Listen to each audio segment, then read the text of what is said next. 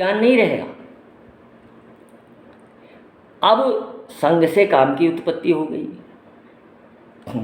काम से क्रोध उत्पन्न हो गया, क्रोध से सम्मोह हो गया, और सम्मोह से स्मृति विभ्रम हो गया, यानी स्मृति विस्मृति में बदल गई, और स्मृति भ्रंशाद बुद्धि नाश हो, स्मृति भ्रंश से बुद्धि का नाश हो गया, और बुद्धि नाश से प्रणश्यति, व्यक्ति का पतन हो जाता है, नाश हो जाता। इसलिए संग की बड़ी महत्वता है, संग और कुसंग दोनों की बड़ी महत्वता है।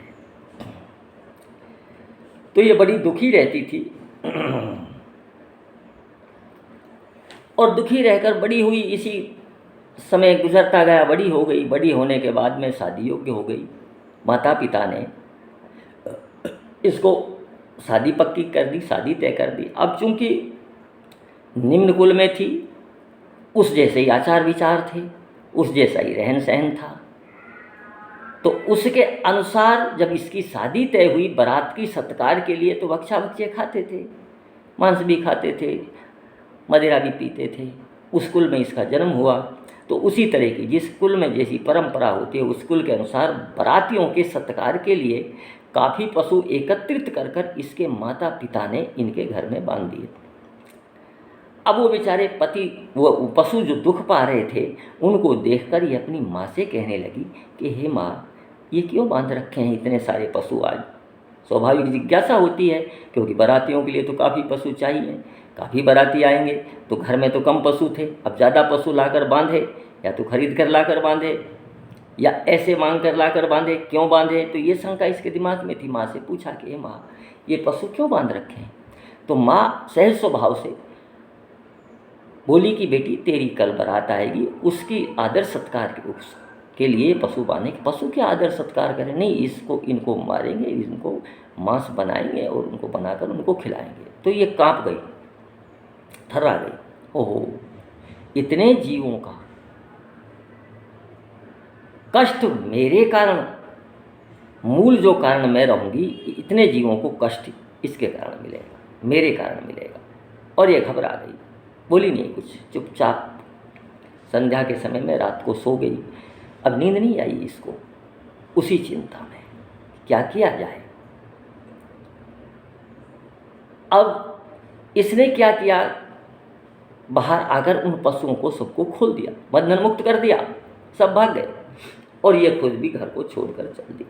अब रात्रि में बेचारी जंगल की तरफ भागी, और खूब ताकत की जितनी सामर्थ्य थी उतनी भागी। क्यों? क्योंकि घर वाले पकड़ लेंगे और वापस ले जाएंगे। भागकर जंगल में पहुंच गई,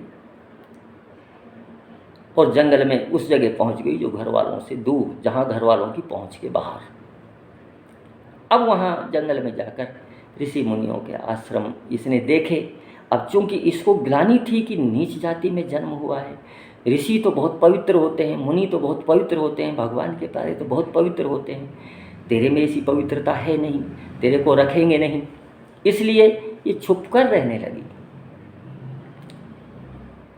छुपकर रहने लगी। लेकिन भक्ति का बीज हृदय में था, उस भक्ति के कारण उन भगवान के प्यारों की सेवा करने लगी,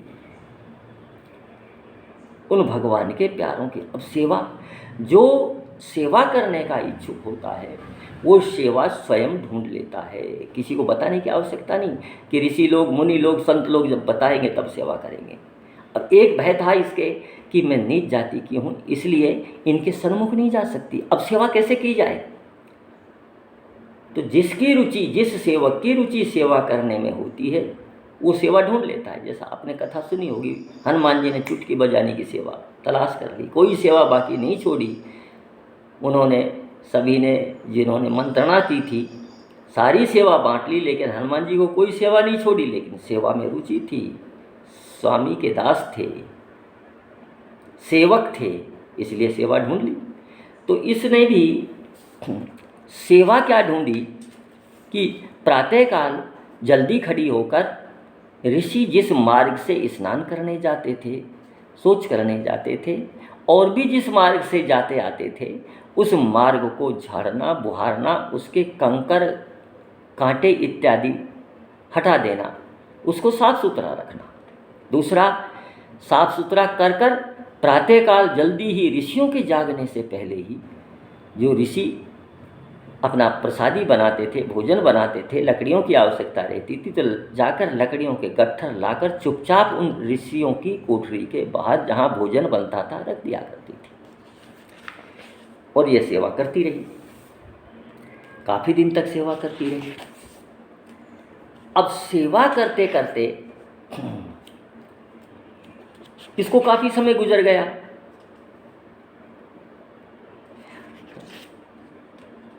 इसका नाम सबरी ही पड़ गया, सबरी ही इसको स्कूल में सब सबरी ही कहते थे और सामने ऋषियों की जाति नहीं थी। वन में रहत नाम सबरी कहत सब, चाहत टहल साधु तन न्यूनताई है।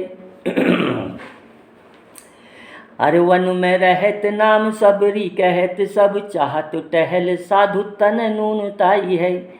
रजनी के शेष ऋषि आश्रम प्रवेश कर, लकरीन बोझ धरी आवे मन भाई है। प्रातःकाल जल्दी खड़ी होकर लकड़ियों का गट्ठर लाती ऋषियों के आश्रम में रख आती। नाइबे को मग झारी कांक रनी बीन डारी, बेगी उठी जाए नेक देत न लखाई है। सुबह प्रातःकाल जल्दी खड़ी होकर मार्ग को साफ सुथरा कर देती, लेकिन दिखाई किसी को नहीं देती। तो प्रातःकाल जल्दी उठती, दिखाई इसलिए नहीं देती कि तनु न्यूनताई है, संकोच करती थी कि मेरा शरीर नीच जाति से है, मेरी परछाई से भी साधु महात्मा डरते हैं, मेरे को निकाल देंगे, मेरे को इस सेवा से वंचित कर देंगे, मेरे को नहीं रहने देंगे, श्रापते देंगे, इसलिए डरती थी बेचारी। और डरकर उनमें भगवान का रूप देखकर उनकी सेवा करती थी। संतों की सेवा, संतों की सेवा के बिना भगवान प्राप्त नहीं होते। जब तक संतों की शरण में जीव नहीं जाता, क्योंकि उपाय वही बतलाते हैं। संतों के दर्शन स्पर्शन से जीव शुद्ध होता है, पवित्र होता है। तो वहाँ रहकर संतों की, साधु पुरुषों की, मुनियों की, ऋषियों की सेवा करने लगी। हरे नाइबे को मग झारी कांक रानी बीन डारी, बेगी उठी जाए नेक देत ने लखाई है। उठत सवारे कहे कौन धो बुहारी गयो, भयो ही ये सोच को बड़ो सुखदाई है। अब काफ़ी समय तक ऋषियों ने देखा कि इस रास्ते को कौन बुहारता है, कौन साफ करता है। अपने शिष्यों से पूछा कि बड़े जल्दी आप प्रातःकाल जाग जाते हो और इस रास्ते को बुहार देते हो, हम देखते नहीं, हम लेट खड़े होते। शिष्यों ने मना किया, महाराज हम नहीं करते ये कार्य। तो मुनि लोग बड़े आश्चर्यचकित हुए कि सुबह सुबह इसको कौन झाड़ जाता है। और सबने सोचा कि कोई न कोई तो है जो इस रास्ते को बुहारता है।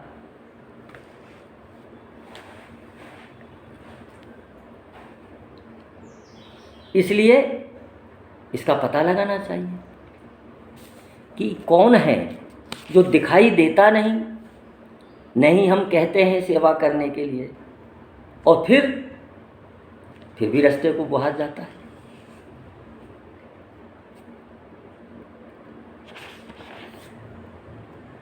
अब वहाँ पर एक मतंग ऋषि भी वहीं पर रहते थे। मतंग संसार से असंग और भगवान के नाम में मतंग, यानी संसार से असंग रहते थे। संसार से उनका कोई संबंध नहीं था, शिष्य थे, बाकी अनन्य शरणागति वाले भक्त थे, संत थे, ऋषि थे, मुनि थे, मतंग ऋषि। और वाल्मीकि रामचरितमानस में तो यहाँ तक आता है कि मतंग ऋषि जहाँ रहते थे, यानी ऋषियमुख पर्वत पर पंपा सरोवर के पास में मतंग ऋषि का आश्रम बतलाया है। वहाँ पर मतंग ऋषि के प्रभाव से पहले वनों में हाथियों का बहुत आतंक रहता था, आक्रमण करते थे, लेकिन वहाँ हाथी आक्रमण नहीं करते थे मतंग ऋषि के आश्रम पर। और वहाँ जो फूल खिलते थे, वाल्मीकि रामचरितमानस में ये प्रसंग आया है। तो वहाँ के फूलों में क्या विशेषता थी, क्या थी? नेतानि कश्चिन अमला नेतानि कश्चिन् माल्यानि तत्रारोपिता नरः न चैवैव अम्लानतां न चैशीर्यते राघवे। कबंध जी भगवान राम को बता रहे हैं मतंग ऋषि के प्रभाव से वहाँ पर उन फूलों की ये विशेषता थी कि पहुँच के बाहर थे, सुंदर थे, जनमानस की पहुँच के बाहर थे, जनमानस उनको प्राप्त नहीं कर सकता था, लेकिन बड़े सुंदर हैं वहाँ उस वन में, उस मतंग ऋषि के आश्रम पर। और ऐसे हैं न तो कभी ये कुमलाते, न कभी गिरते, और न कभी किसी जीव की हिम्मत की उनको अपने गले में माला बनाकर धारण कर ले, ऐसे फूल थे। दूसरा एक और उदाहरण आता है, कबंध ने ही यही बताया, श्याने पुरुषों, उस मतंग ऋषि के आश्रम की विशेषता, ऐसे ऋषि थे, इतने पहुँचवान ऋषि थे। श्याने पुरुषो राम तस्य शैलस्य मूर्धिने यत् स्वप्नं लभते चित्तं तत् प्रबुद्धो अधिगच्छति यत् स्वयं विस्माचारे पाप कर्माधिरोहिते रोहति तत्रेव प्रयत्नेनं सप्तमादाय राक्षसा। उस पर्वत की क्या विशेषता थी? उस पर्वत के शिखर पर सोया हुआ पुरुष सपने में जिस संपत्ति को पाता है उसे जागने पर प्राप्त कर लेता था। जो पापकर्मी तथा विषम बर्ताव करने वाला पुरुष उस पर्वत पर चढ़ता है, उसे इस पर्वत शिखर पर ही सो जाने पर राक्षस लोग उठाकर उसके ऊपर प्रहार करते। मतंग ऋषि के प्रभाव से उस पर्वत में ये प्रभाव था, उस पर्वत के आसपास के क्षेत्र में ये प्रभाव था। बड़ा सुंदर वन था, सरोवर था, पंपा सरोवर जिसको कहते हैं, वहाँ कुंड भी था। वाल्मीकि रामायण में आता है इसका दृष्टांत।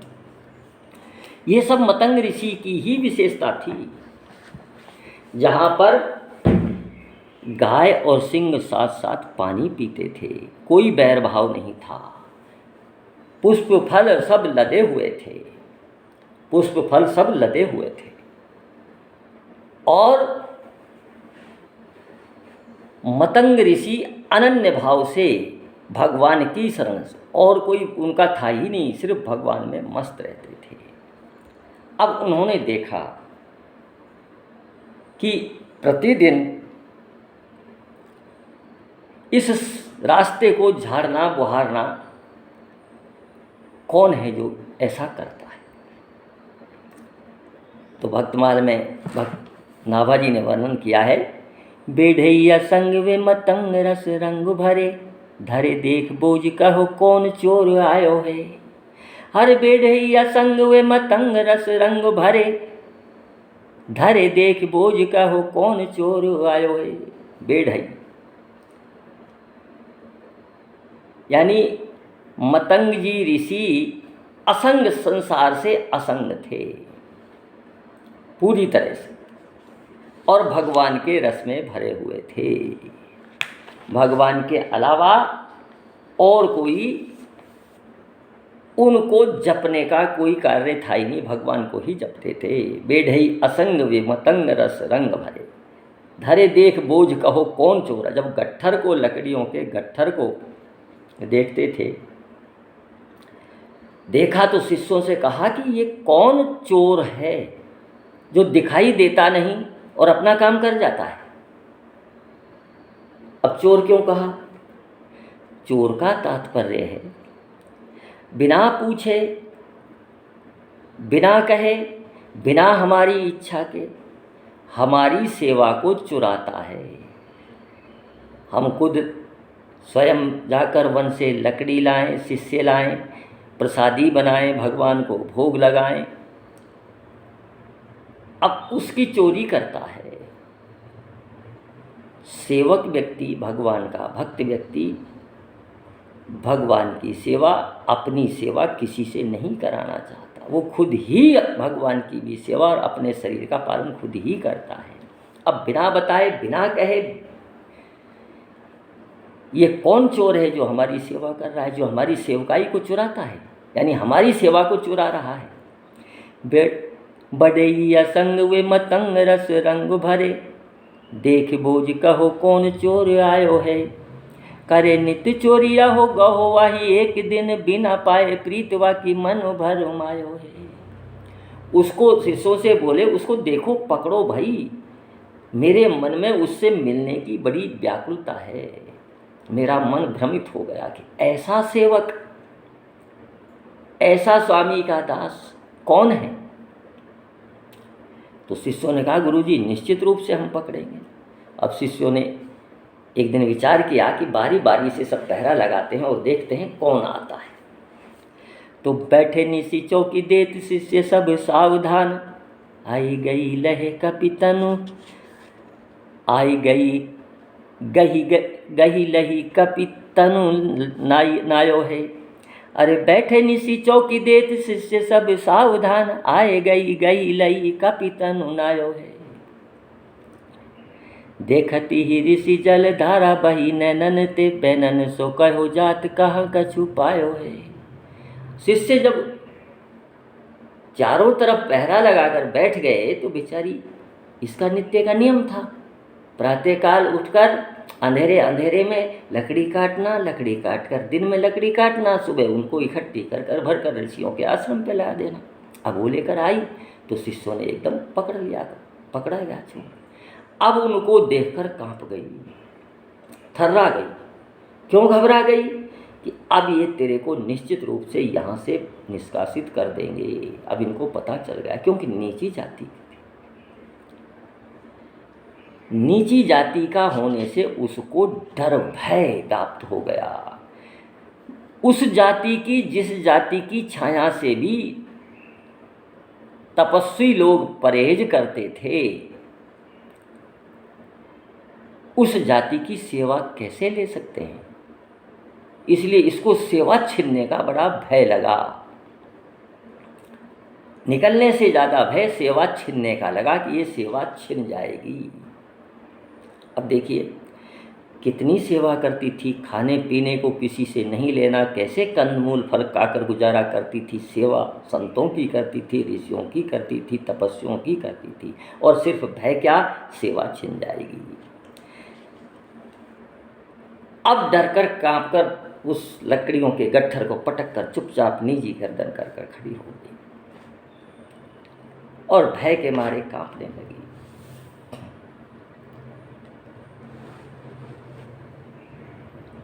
अब साहब शिष्यों ने कहा, ओहो ये तो नीच जाति की है,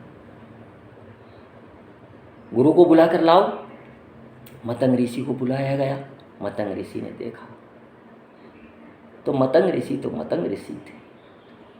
देखते ही उनके अश्रुओं से जलधारा बह निकली और शिष्य क्या कह रहे, गुरुजी इसको निकालो, ये हमारे को सबको अपवित्र करेगी, ये नीची जाति की है, यही आती है, यही सबका हम सेवा करती है, आज हमने पकड़ा है इनको। तो मतंग ऋषि तो बहुत ईश्वर के प्रिय थे। अब वहाँ जाति पाति कहाँ, जाति पाति, भगवान के यहाँ तो प्रेम की पूजा है, कोई भाव की पूजा है, न कोई जाति की, न कोई ऐश्वर्य की, न कोई धन की, न कोई क्रिया की, किसी की भी महत्वता नहीं है, सिर्फ भाव की महत्वता है। भाव से ही भगवान प्राप्त होते हैं, बिना भाव के भगवान नहीं मिलते। अब मतंग ऋषि जी तो समझ गए, तो देखकर मतंग ऋषि जी के नेत्रों से जल बहने लगा, द्रवित हो गया उनका हृदय। और इधर सबरी जी की क्या स्थिति हो रही थी, ठीडी हूँ ने सोही होत मानी तन गोत छोत परी जाए सोच सोत कैसे के निकारिये। भक्ति को प्रताप ऋषि जानत निपटनी के केहू कोटि विप्रताई या पेवारी डारिये। भिलनी सबरी तो डर रही थी, अरे मेरे को यहाँ नहीं रहने देंगे, ये सेवा छिन जाएगी। लेकिन मतंग ऋषि भक्ति को प्रताप ऋषि जानत निपटनी को, वो भक्ति के प्रताप को जानते थे, वो भक्ति के प्रभाव को जानते थे, वो भाव को जानते थे। और उन्होंने शिष्यों से कहा, आप निकालने की कह रहे हो, अरे इसके ऊपर तो करोड़ों विप्रों को भी वार दो, करोड़ों विप्र भी इसकी बराबरी नहीं कर सकते। उल्टा हुआ, अपने शरीर और कुल को अछूत मानकर सबरी जी की दृष्टि तो मतंग जी के पैरों पर थी और सबरी के भी अश्रुपात हो रहे थे।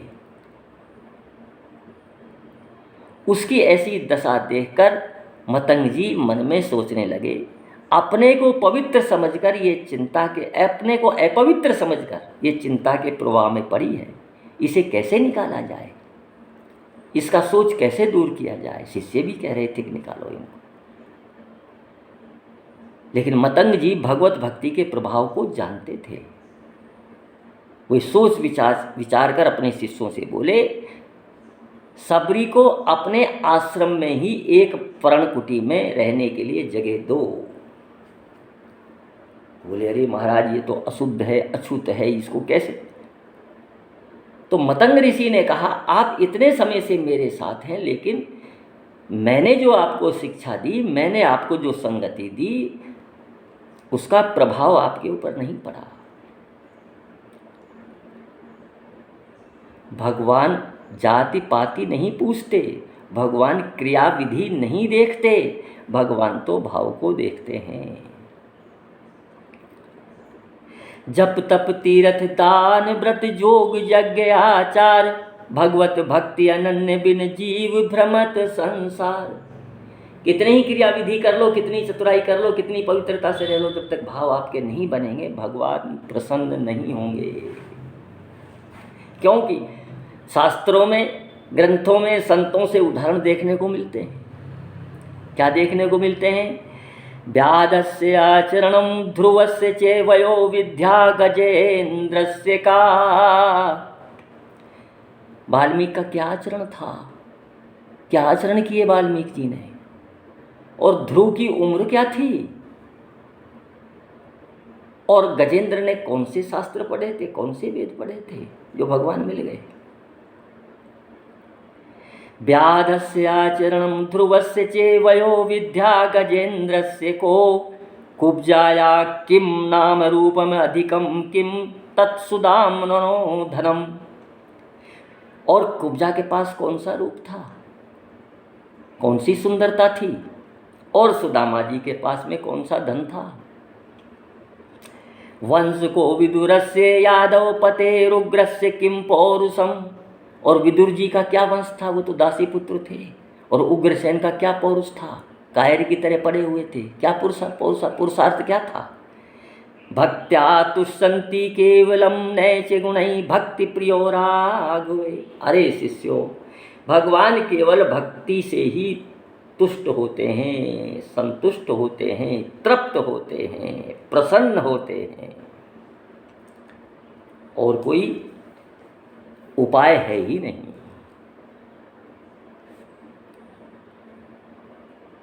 हरि व्यापक सर्वत्र समाना, प्रेम ते प्रगट होय मैं जाना। शिव जी कहते हैं, यद्यपि भगवान सर्वत्र व्याप्त हैं, लेकिन प्रेम के कारण साकार रूप धरकर आपके सामने आ जाते हैं।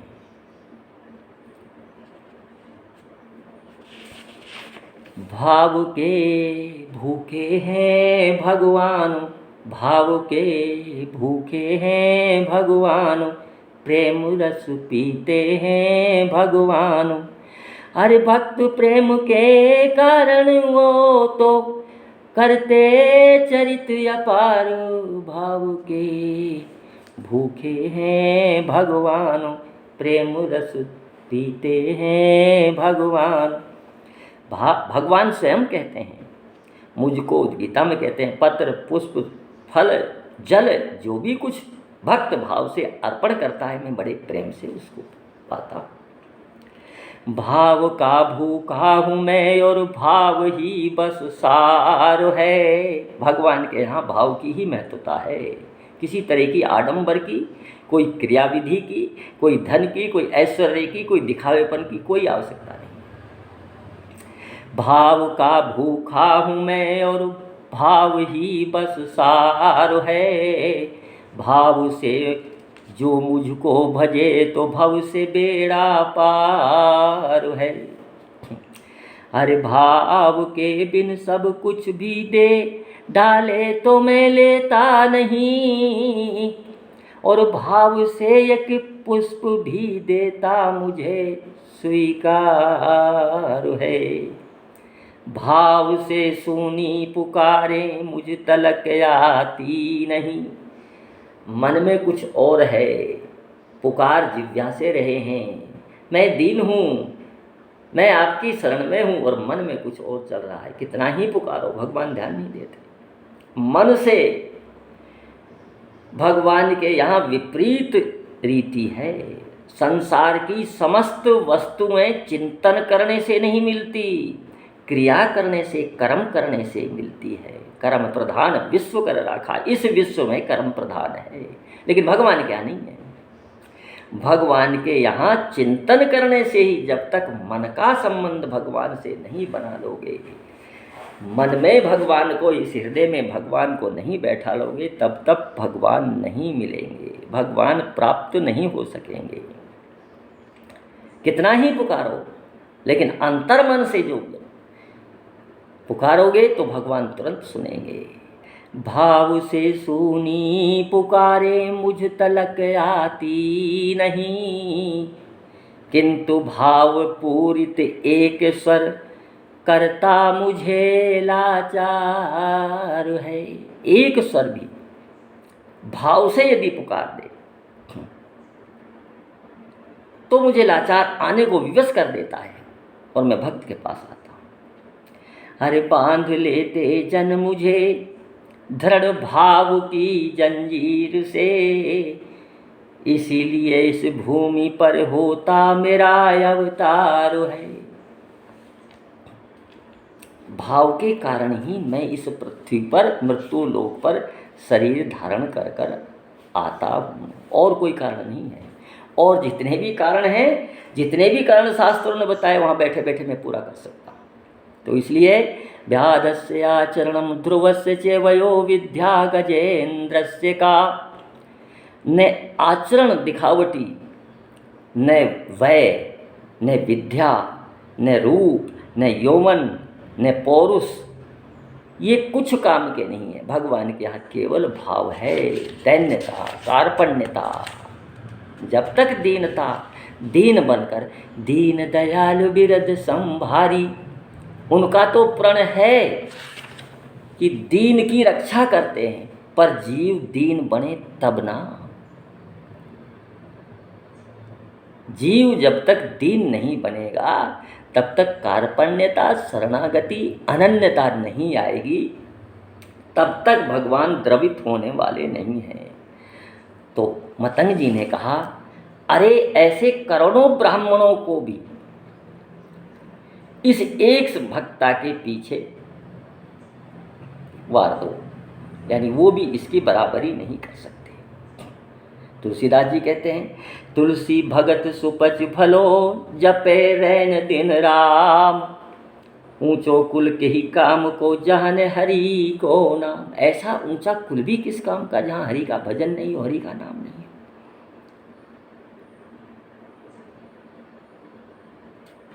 इसलिए जाति पाति का यहाँ कोई महत्व नहीं है। इसलिए मतंग ऋषि जी ने अपने शिष्यों से कहा कि इसको अपनी पर्णकुटी में ही एक स्थान बनाओ, और स्थान बनाकर इसको वहीं निवास करने दो। और मतंग ऋषि जी ने गुरु मंत्र दे दिया, राम नाम दे दिया कि बेटा इसको भजो। सबरी का अहो धन्य भाग, कृतार्थ हो गई, धन्य हो गई। उस मंत्र को जप करती, दिन रात गुरु की सेवा में रत रहती और मस्त रहती। अब तो क्या परवाह। धीरे धीरे धीरे धीरे समय निकलता गया। समय निकलने पर अब गुरु तो अंतर्यामी थे। चित्रकूट पर जिस समय रामावतार में भगवान आ गए, गुरु को तो मालूम था कि भगवान यहाँ आएंगे, लेकिन उसके पहले ही गुरु को भगवान ने अपने पास बुला लिया। गुरु को जाने का समय आ गया भगवान के पास। गुरुजी भगवान के पास जाने लगे तो सबरी से बोले कि बेटा, भगवान का आदेश है, मेरी इच्छा नहीं है, लेकिन भगवान का आदेश है और भगवान के आदेश को कोई मेट नहीं सकता। हरे राम रजाई मेट मन माही, देखा सुना कतऊ को नाही। जो भगवान की आज्ञा को मेट दे, ऐसा कोई देखा नहीं सुना नहीं। कर विचार जिय देखौनी के, राम रजाय शीस सब ही के। भगवान की आज्ञा सबके सिर उधारे है, सबको पालन करनी पड़ती है। इसलिए मुझे भगवान के यहाँ से बुलावा आ गया है, मैं जाऊँगा। अब ये सुनते ही तो सबरी रोने लगी, विलाप करने लगी, हे गुरुदेव, आपने मुझे सहारा दिया, आपने मुझे अपनी शिष्या बनाया, अब स्थिति यह है मेरी, आपके अलावा मेरा कोई है कौन यहाँ? क्योंकि अन्य जो ऋषि थे, तपस्वी थे, मुनि थे, जो तपस्या करते थे, जो अपने आप में अहम पाले हुए थे कि हमारे जैसा कोई तपस्वी नहीं, हमारे जैसा भगवान का कोई प्रिय नहीं। जब शिष्य नीच जाति की स्त्री को मतंग जी ने शिष्य बनाया तो उस पर नाराज हो गए। नाराज होकर उनसे बोलना बंद कर दिया और उनसे ईर्ष्या रखने लगे, द्वेष रखने लगे।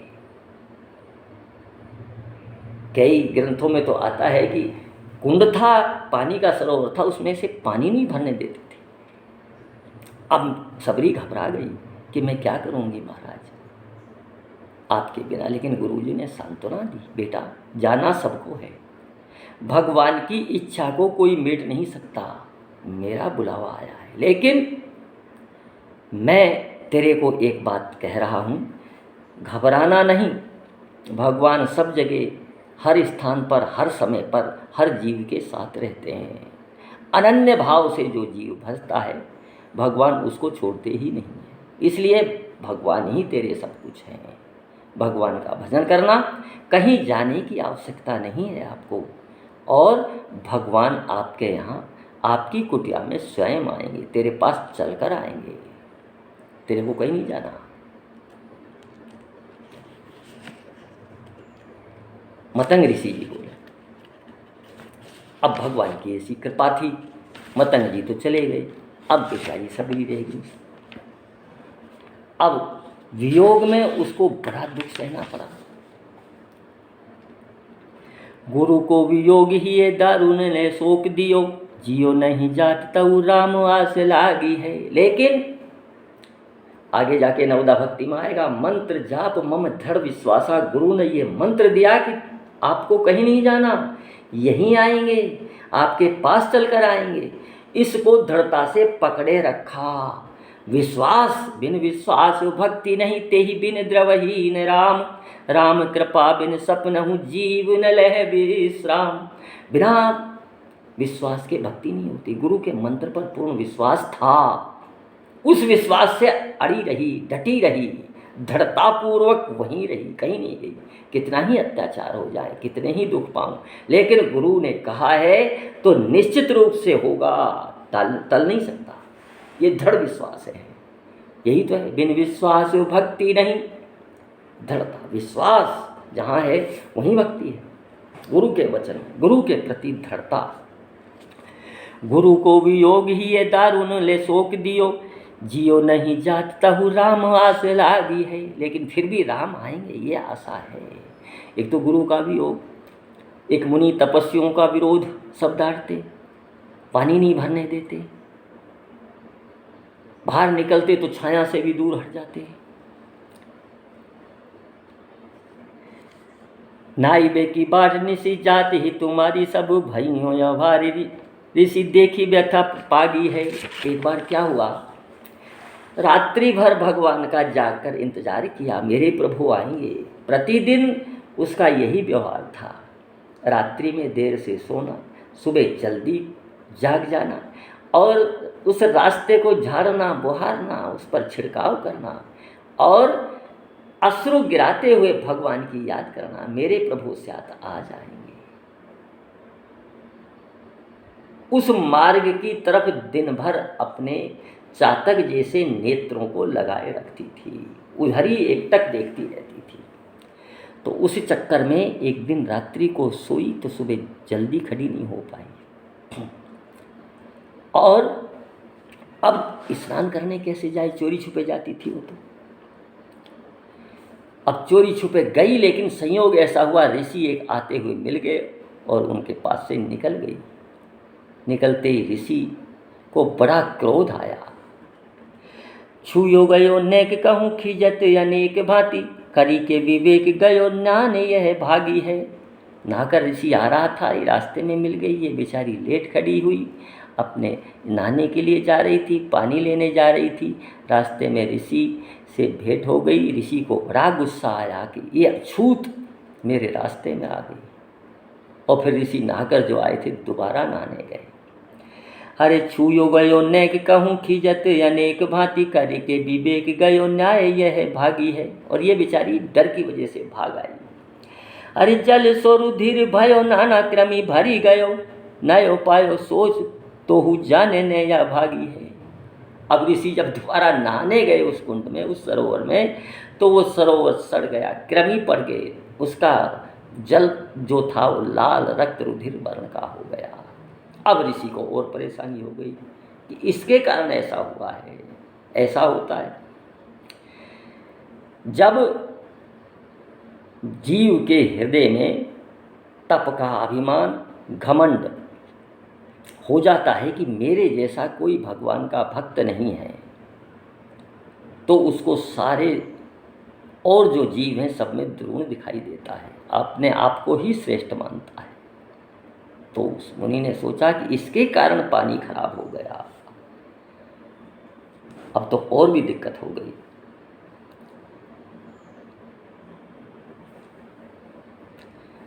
अब गुरु के वियोग से और ज़्यादा परेशानी हो गई। पहले तो गुरु रक्षा करता था, गुरु संभाल लेता था, लेकिन अब तो गुरु है ही नहीं। तो बेचारी बड़ी कष्ट में रही, और प्रतिदिन यही करती थी। पानी लाना भी वहाँ से बंद हो गया, पता नहीं कहाँ से पानी की व्यवस्था करती थी, अपना जीवन यापन करती थी, और धीरे धीरे अवस्था गुजरती गई। भगवान जब चित्रकूट पर आए तो सुना इसने कि भगवान चित्रकूट पे आए, और रात दिन इस चिंता में लगी रहती थी कि पता नहीं भगवान आएंगे कि नहीं आएंगे, लेकिन दृढ़ता इस बात की रहती थी कि मेरे गुरु कह गए, मेरे गुरु का वाक्य कभी असत्य नहीं हो सकता है।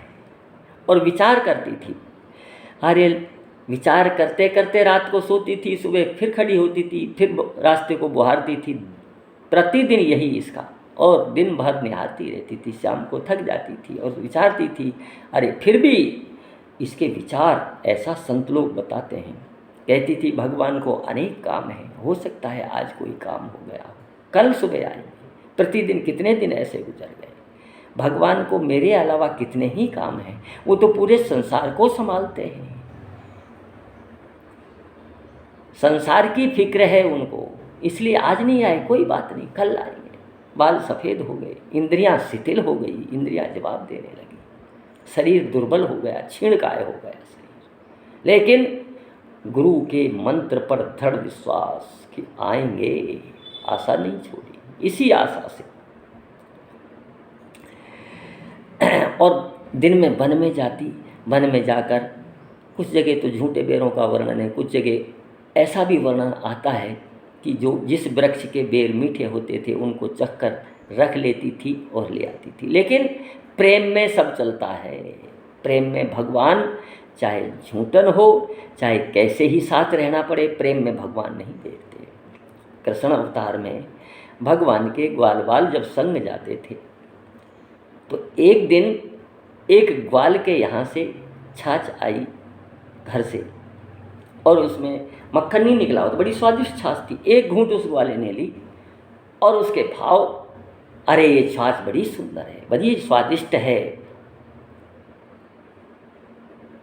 ये छाछ तो मेरे सखा कृष्ण जी के लायक है। और कृष्ण जी को आवाज़ दी कि भैया कृष्ण, ये छाछ बहुत स्वादिष्ट है, ये छाछ मेरी मैया ने भेजी है, जिसमें से घी नहीं निकाला गया। धोंगरी छाछ, पता नहीं ऐसा कुछ शब्द है, धोंगरी छाछ,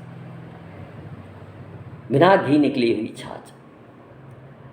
भगवान कृष्ण ने आओ देखा न था, और भगवान उस मटकी को उससे लेकर, उस कुंडली को लेकर मुंह के लगाया, गट गट गट पी गए। क्या झूठन, क्या भगवान भाव से कुछ भी नहीं देखते। तो बेर लाती, मीठे बेरों को संकलित करती, उनको सुखाती, और इसी आशा कि मेरे भगवान आएंगे, और मेरे पास है ही क्या, बेर ही तो हैं खिलाने के लिए, बेर ही खिलाऊंगी। लावे बन बेर लागी राम की अवसेर भल, चाखे धरी राखे फिर मीठे उन जोग हैं। ये तो उनके योग्य हैं, जिस वृक्ष के फल मीठे लगते उनको रख लेती, ये वो खाएंगे, खट्टे खुद खाती और मीठे उनके लिए रख लेती। धन्य। अरे लावे बन बेर लागी राम की अवसेर भल, चाखे धरी राखे फिर मीठे उन जोग हैं। मार्ग में जाई रहे लोचन बिछाए कभू, आवे रघुराई द्रग पावे निज भोग है। फिर रास्ते को देखने लग जाती, रास्ता देखते देखते थक जाती और सोचती कब मेरे प्रभु आएंगे, जो ये नेत्र उस भोग को प्राप्त होंगे। देखिए यहाँ कहते हैं पावे निज भोग है, इंद्रियों से जो भोग भोगे जाएं वो भी ईश्वर से संबद्ध हो, ईश्वर का दर्शन हो, नेत्र से भगवान के दर्शन हो, वो भोग, तब नेत्र दिव्य होते हैं, तब नेत्र पवित्र होते हैं। इस रसना से भगवान के गुण गाए जाएं, इस श्रवण से भगवान के गुणों का गान सुना जाए, हाथों से भगवान की सेवा की जाए, जिह्वा से राम नाम रटा, तब इंद्रियों की सार्थकता है। उसीलिए कहा है आवे रघुराई द्रग पावे निज भोग है। ये नेत्र अपना भोग कब मिलेगा, इनको अपने भोग से तृप्त कब होंगे। आज तक इन्होंने भोग भोगा ही नहीं, भगवान के दर्शन ही नहीं हुए। ऐसे ही बहुत दिन बीते मग जोहत हो, आए गए औचक सो मिटे सब सोग है। बहुत दिन हो गए इसी तरह से समय निकलता गया, लेकिन भगवान प्रतीक्षा कराते रहे। और एक समय आया जब भगवान सबरी की कुटिया पर आए। अब जो तपस्वी थे, जो मुनि थे, जो ऋषि थे, उन्होंने भी सोचा कि भगवान आएंगे, सबसे पहले हमारे पास आएंगे, और हमारे पास आएंगे तो सबसे पहले यही पूछेंगे कि भगवान ये सरोवर की शुद्धि का उपाय हमें बताएं। क्या है सरोवर की शुद्धि का उपाय? इंतजार देखते रहे, लेकिन भगवान वहाँ नहीं गए। सबसे पहले सबरी के यहाँ आए। कैसे आए? पूछते पूछते पथिकन ते पूछत सब प्रेम प्रभु पेख पेख, सबरी हमारी प्यारी बसे कही ठोर है।